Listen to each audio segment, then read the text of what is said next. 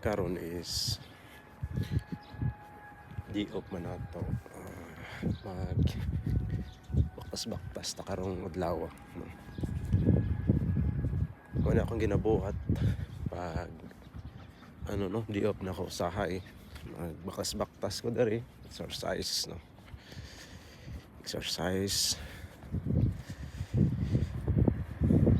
sa tugnaw nga palibot. So grabe ka tugnaw karon.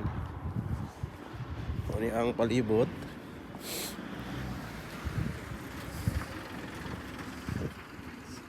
kana nga mga kahoy is sakura na siya. Actually nanay isupong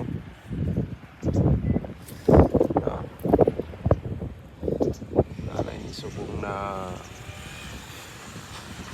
mga buwak. So karong March, April namuwak ko na siya.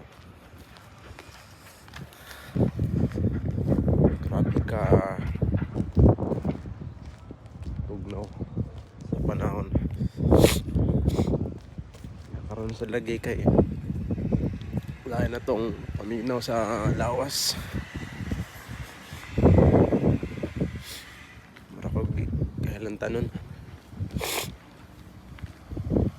Madata dito sa taas nga bahin.